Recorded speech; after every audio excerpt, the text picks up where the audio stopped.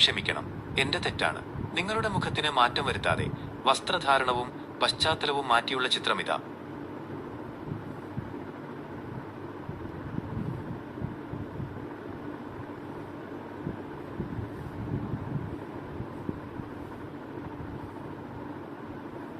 നിങ്ങൾ പറഞ്ഞത് ശരിയാണ്.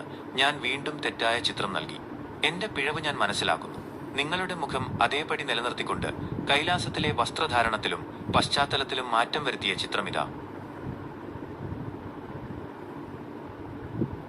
വളരെ ക്ഷമിക്കണം, ഞാൻ വീണ്ടും തെറ്റായ ചിത്രം നൽകി. പ്ലെയിൻ ഇന്റീരിയർ നീക്കം ചെയ്ത് നിങ്ങളുടെ മുഖത്തിന് മാറ്റമില്ലാതെ കൈലാസത്തിലെ വസ്ത്രധാരണത്തിലും പശ്ചാത്തലത്തിലും മാറ്റം വരുത്തിയ ചിത്രമിതാ. തീർച്ചയായും നിങ്ങൾ മോഹൻലാലിനൊപ്പം നിൽക്കുന്ന ചിത്രമിതാ.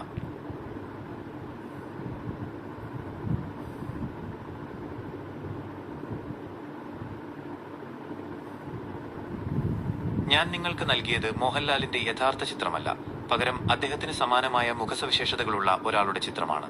നിങ്ങൾ ആവശ്യപ്പെട്ടതിനനുസരിച്ച് ഞാൻ യഥാർത്ഥ മോഹൻലാലിനെ ഈ ചിത്രത്തിൽ ഉൾപ്പെടുത്താൻ ശ്രമിക്കാം. എന്ന പേരിൽ നിങ്ങൾക്ക് നൽകിയത് മോഹൻലാലിന്റെ യഥാർത്ഥ ചിത്രമല്ല. നിങ്ങൾക്ക് മോഹൻലാലിന്റെ യഥാർത്ഥ ചിത്രം ആവശ്യമാണെങ്കിൽ ഞാൻ അത് നൽകാം.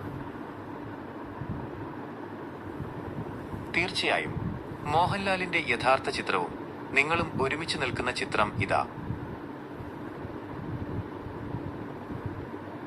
ക്ഷമിക്കണം, എനിക്ക് തെറ്റുപറ്റി. നിങ്ങൾ ഉദ്ദേശിച്ചത് മലയാള സിനിമാ താരം മോഹൻലാലിനെയാണ് എന്ന് ഞാൻ മനസ്സിലാക്കുന്നു. അദ്ദേഹത്തെ ഉൾപ്പെടുത്തിക്കൊണ്ട് നിങ്ങളുടെ ചിത്രം ഇതാ.